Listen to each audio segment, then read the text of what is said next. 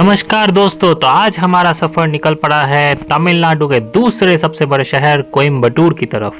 तो ये बहुत ही दिलचस्प शहर है जहां भारतीय संस्कृति, लोकतंत्र और वहां का दक्षिण का खान पान लोगों के भावनाओं के साथ अनूठे तरीके से जोड़ता है और इसी का अनुभव हम वहां जाके आपको बताएंगे।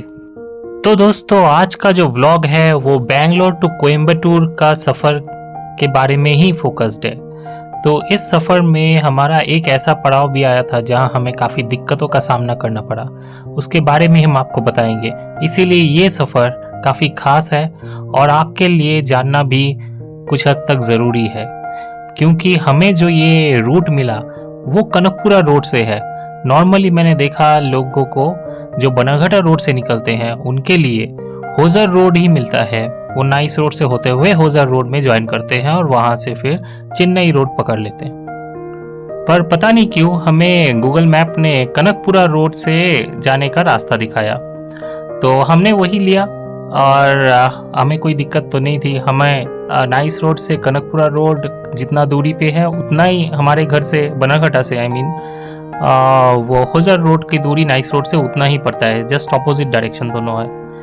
और ये आगे चल के कनकपुरा बाईपास रोड से एग्जिट कर जाता है और फिर आगे चल के ये मिल जाता है कोलेगल रोड से, जिसे दूसरा नाम भी है उस रोड का और उसे बेलाकवाडी मांड्या रोड भी कहते हैं।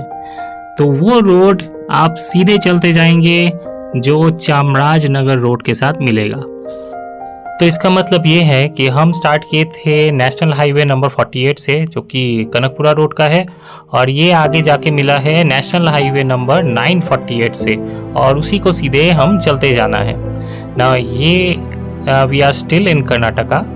अभी हमें बॉर्डर पड़ेगा, चामराजनगर से क्रॉस करते ही कर्नाटका का बॉर्डर आएगा और वहाँ पे चेक पोस्ट भी होंगे। अभी से फॉरेस्ट एरिया चलना शुरू हो गया है और यहाँ का सीन और रोड बहुत ही शानदार है, हमें कोई भी दिक्कत नहीं आई।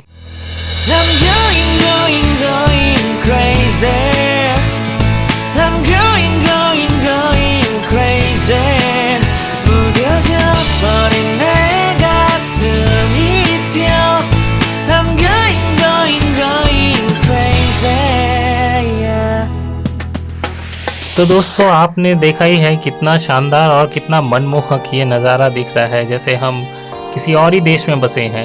और आप समझ सकते हैं हम कर्नाटका और तमिलनाडु बॉर्डर की तरफ जा रहे हैं और उस तरफ का रोड इतना बढ़िया है जैसे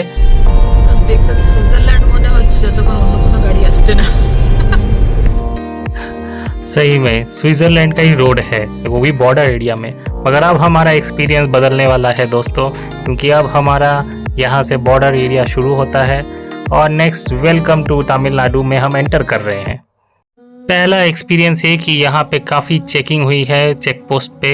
उन्होंने हमारा बैग चेक करके देखने के लिए कहीं अल्कोहल तो नहीं है, जबकि सारे लेडीज़ बैठे हैं मेरे साथ और हमारे सीनियर सिटीजन और बच्चे हैं।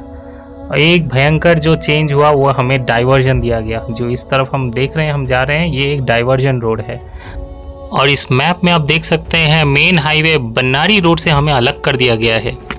और ये डाइवर्जन रोड अभी तो सही लग रहा है, मैं आगे चल के बहुत ही ख़राब रोड हो जाता है। ऐसे जगह पे जाके मिलता है जहाँ पे रोड एग्जिस्ट ही नहीं करते और बहुत ही मुश्किल हो जाती है आपको कि रास्ता कैसे पहचाने, क्योंकि आपका वाईफाई भी काम नहीं करता। आप जिस वाईफाई पे चल रहे थे वहाँ से आपको अलग कर दिया जाता है और नेट तो है ही नहीं। मैं इस लोकल कार का पीछा कर रहा था ताकि मुझे पता लगे कि कहीं ये जाके सिटी कोयम्बटूर सिटी में जाके कहाँ पे जाके मिलता है।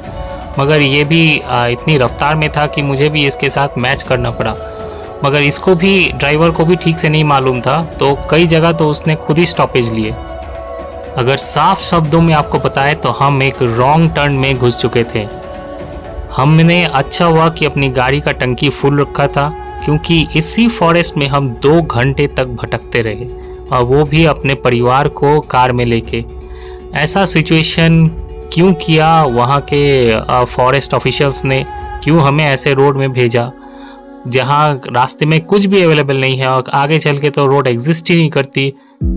वो डाइवर्जन हमको सीधे सत्यमंगलम एक जगह है वहाँ पे पहुँचाया। वहाँ से हमने लोकलाइट से कुछ पूछा, फिर वहाँ से आगे पुलियमपट्टी पहुँचे और पुलियमपट्टी से फिर हम कोयम्बटूर में फाइनली एंटर किए, जो सीधे एयरपोर्ट से कोयम्बटूर का जो इंटरनेशनल एयरपोर्ट है उस तरफ लेके जाता है। ये एरिया एयरपोर्ट रोड है कोयम्बटूर का। तो दोस्तों, जब हमने कर्नाटका बॉर्डर क्रॉस किया था उस वक्त हमारे गूगल मैप में शो कर रहा था कि हम 2:30 में कोयम्बटूर पहुंच जाएंगे अगर हम सेम हाईवे पे आगे चलते, मगर डाइवर्शन के चलते हमें 2:30 की जगह हम 4:40 पे पहुंचे कोयम्बटूर। तो मोर देन 2 आवर्स का टाइम एक्सटेंड हो गया हमारे लिए उस डाइवर्जन के चक्कर में। तो हमें फॉरेस्ट ऑफिशियल्स ने डाइवर्जन इसलिए दिया क्योंकि वहाँ एक टेंपल था, बन्नारी आरियम्मा टेंपल, जहाँ लोकल फेस्टिवल चल रहा था और बहुत भीड़ थी। इसकी वजह से हमें डाइवर्जन दिया गया। और मुझे लगता है शायद कोई और प्रॉपर इंतज़ाम या अरेंजमेंट करना चाहिए था। फ़िलहाल तो हम पहुँच गए हैं और हमारे जो एकोमोडेशन है उसका नाम है क्रिस्टल सूट्स, और इस एकोमोडेशन के बारे में विस्तार से हम आपको अगले व्लॉग में बताएंगे। हमारे साथ अब तक बने रहने के लिए आपका बहुत बहुत शुक्रिया। Thank you for watching.